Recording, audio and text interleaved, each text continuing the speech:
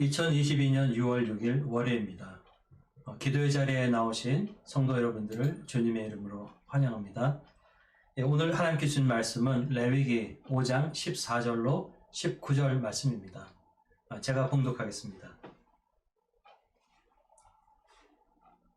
여호와께서 모세에게 말씀하여 이르시되 누구든지 여호와의 성물에 대하여 부지 중에 범죄했으면 여호와께 속건제를 드리되 내가 지정한 가치를 따라 성소의 세겔대로 몇 세겔 은에 상당한 흠없는 순양을 양떼 중에서 끌어다가 속건제로 드려서 성물에 대한 잘못을 보상하되 그것에 5분의 1을 더하여 제사장에게 줄 것이요 제사장은 그 속건제의 순양으로 그를 위하여 속죄한즉 그가 사함을 받으리라.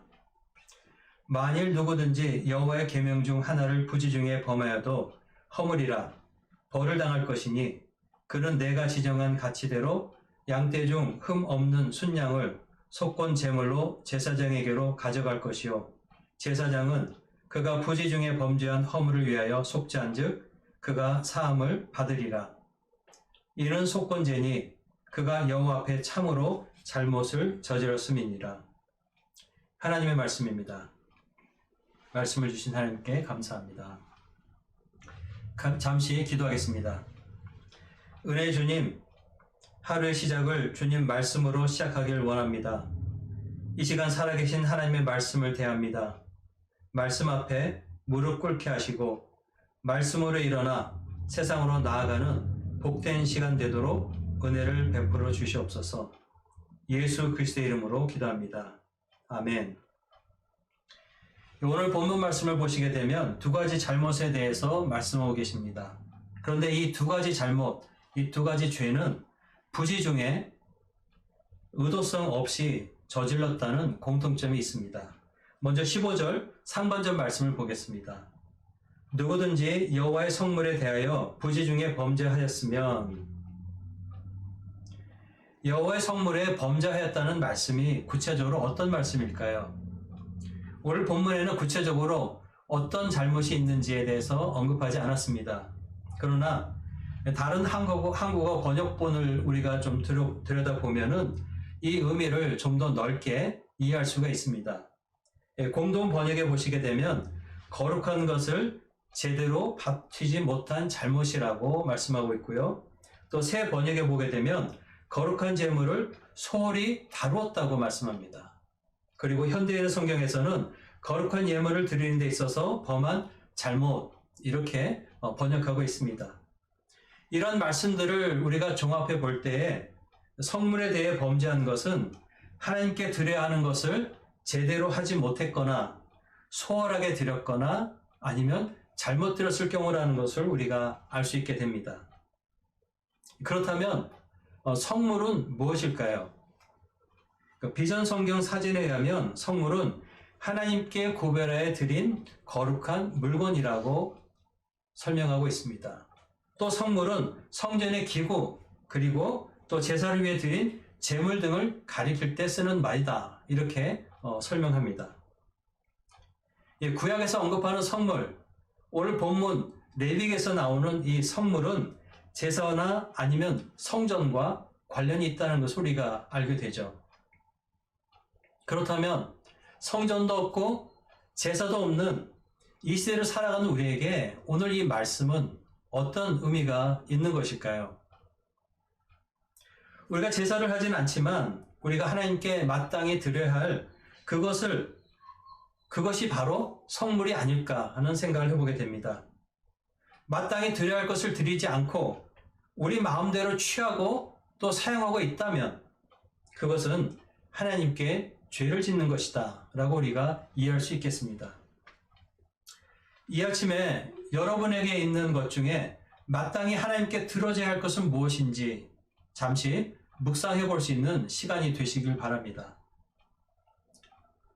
성도라는 단어가 떠오릅니다.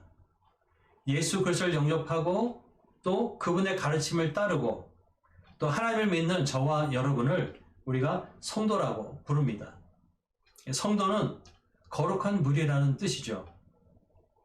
그런데 거룩함은 하나님을 떠나서는 존재할 수가 없는 것입니다.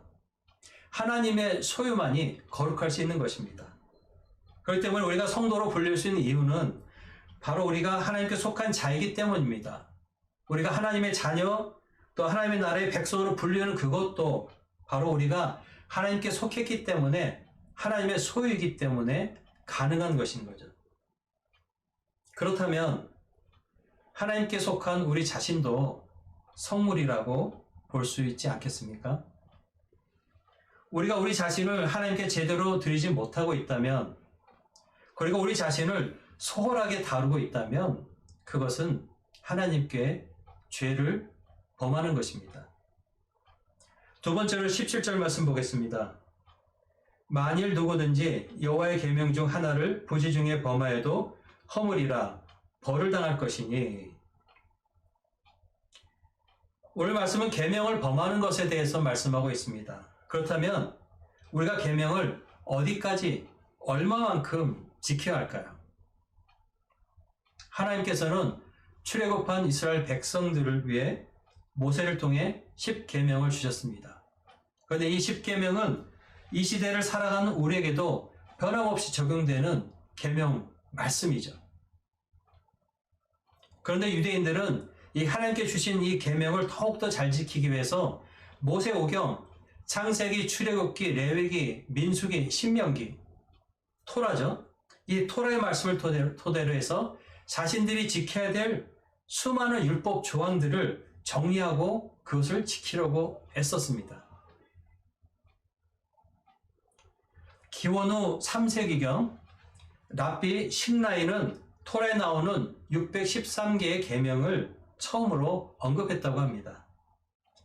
그는 토라에 나오는 계명을 하라라는 명령 248개와 하지 말라라는 계명 365개를 분류해서 총 613개의 계명을 언급했습니다. 복음서에 보시게 되면 예수님께서 가장 큰 계명이 무엇이냐고 묻는 서기관과 또 율법사들에게 이렇게 말씀합니다. 하나님을 사랑하고 이웃을 사랑하는 것이 가장 큰 계명이다. 예수님께서 그 두 계명만 지키면 된다고 말씀하신 것이 아니죠.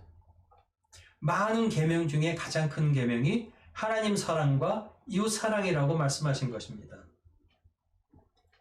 예수님께서는 율법을 폐하러 오셨다고 말씀하지 않으셨습니다. 오히려 율법을 완성하러 오셨다고 말씀하신 것을 우리가 눈여겨보아야 합니다. 이 바리새인들은 율법을 완성하기 위한 삶을 위해서 성경에 하라는 것과 하지 말라는 것들을 빠짐없이 지키려고 애썼습니다. 그런데 저희들에게 오히려 부족한 것이 있었죠. 그것은 바로 하나님의 뜻, 하나님의 마음을 헤아리지 못했던 것입니다. 어떤 삶이 율법을 완성하는 삶일까요?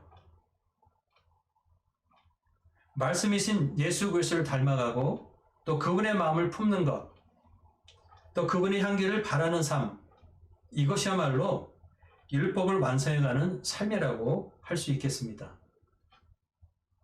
이런 관점을 볼 때 오늘 본문에서 말씀하시는 부지 중에 지은 잘못은 결국 무엇이냐면 하나님의 뜻과 마음을 알지 못하고 예수님의 마음을 품지 못하고 그래서 내 중심으로 살아갈 때 일어나는 것, 그것이 바로 우리가 부지 중에 짓게 되는 잘못, 죄라는 결론에 도달하게 됩니다.